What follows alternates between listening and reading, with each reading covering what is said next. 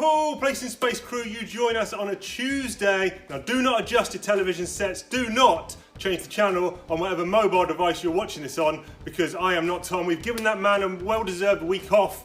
I am Chief, I'll be here hosting this one for you today. Tom will be back to rectify everything I get wrong next week. Listen, delivery day today on Tuesday, and here is what is going to be coming out on New Comic Book Day tomorrow. Let's have a look at the treats.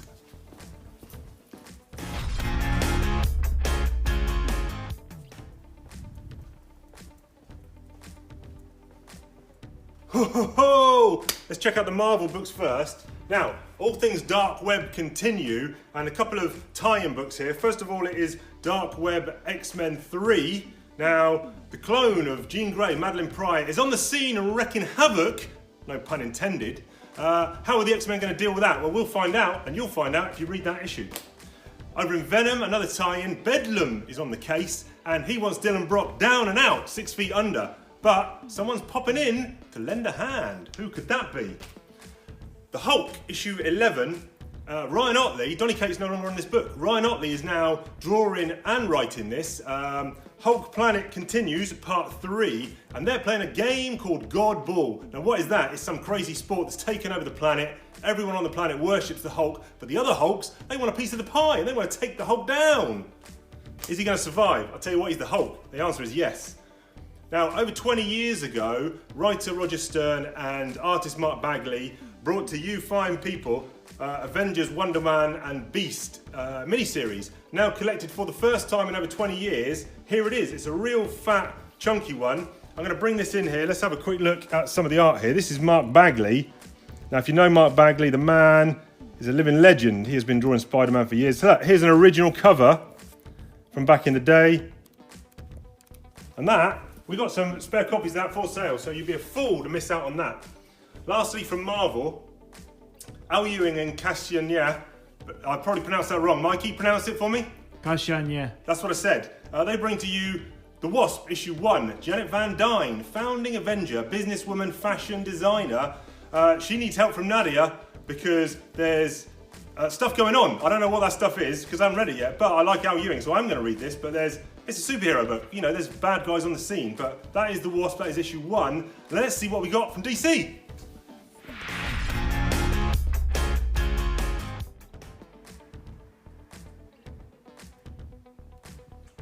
Hey, it's Chief again. Listen, DC have got some nice books out this week. I'm going to focus on 3 of them. Batman One Bad Day. We've seen stories about the Riddler, Two-Face, Penguin and Mr. Freeze. Now Bane gets his place in the sun.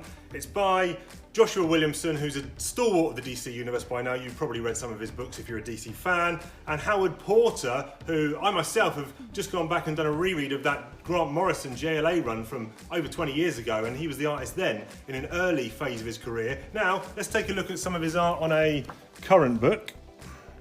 Lovely multiple panel pages. I mean, Bane is a hulking brute for sure, but oh, there's his Batman. It's kind of a scratchy kind of style to his art. I don't want to spoil it. Whoa, look at that! I don't want to spoil too much. But these One Bad Day one-shots have been fantastic, so I think that promises to be equally good.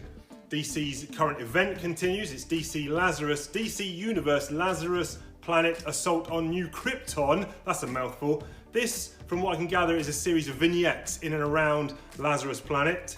I think there's going to be more one-shots to come from this. And then, lastly, I want to touch on Nightwing 100. Now, this is only the second time that Nightwing has got to 100 issues for a series. This brings back old creative teams, writers and artists to tell multiple little stories about how Nightwing got to where he is. And then also you get a progressive storyline that continues from issue 99. Blockbuster's no longer there. Heartless is the new power on the throne in Bloodhaven. And Nightwing needs to set himself up to find a way to combat that new threat. In fact, I'm going to go and read this now. I'll catch you in a little bit.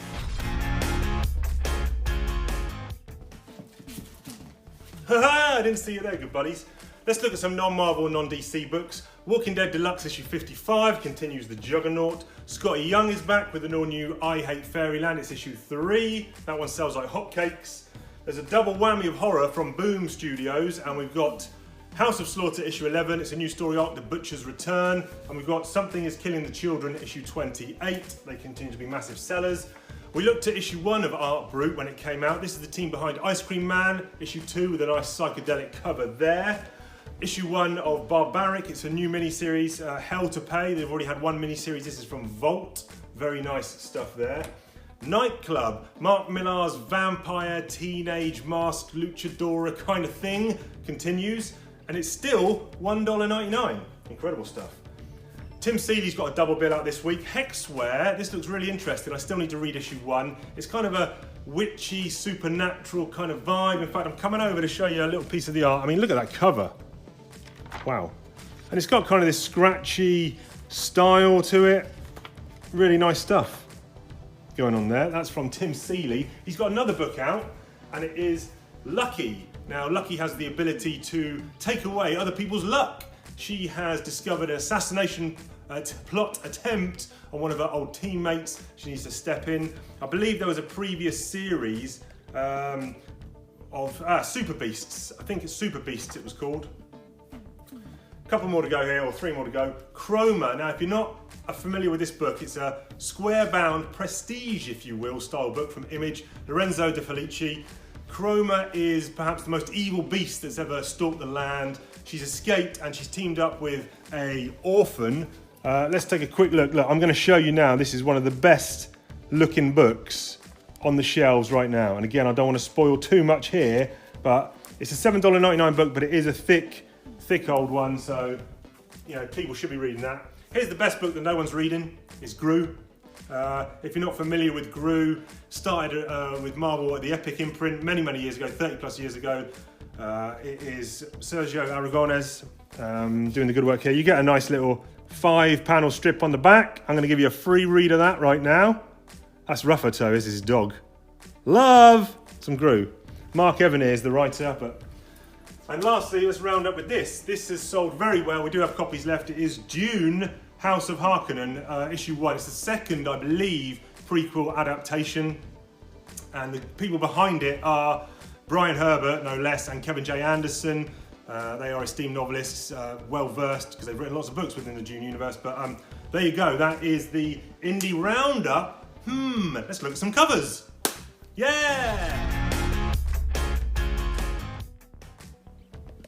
It's cover time. Okay, not too many to go through here, but they are good ones, so let's bear with me. Benjamin Sue has done this variant for Venom 15. Very nice, I think we'll all agree. Staying on the Spider-Man theme, Raza has done the Deadly Neighborhood Spider-Man, a cover. In fact, I think there was only one cover of that this week, but that's a beauty. John Boy Mayer has done this. This is a 2 cover. I think it's the A and the B and the C, I should say, for Batgirls. No, it's not even Batgirls. It's Batman, Superman, world's finest. Shows what I know. And then last 2 are both Nightwing covers. It's a lovely wraparound by Jamal Campbell. So I'll show you. It starts on the back cover, and look, you can trace Dick Grayson's history in the cape and cowl right the way through to the front. Jamal Campbell doing stellar work. And we'll finish up with a George Perez RIP cover for Nightwing 100 as well. Lovely stuff from George. Well, that has been the comics that are coming out this week, plus some covers. Please make sure that you do like, comment, share, and subscribe. Here it is. It really helps us out. If you're on the other platforms like Instagram or Facebook, give us the likes and the follows anyway. That's also cool. Tom will be back next week to resume usual programming procedures. I will be back later this week with the top 10 sales of the week. But until next time, make sure you have a good one. See you later, people.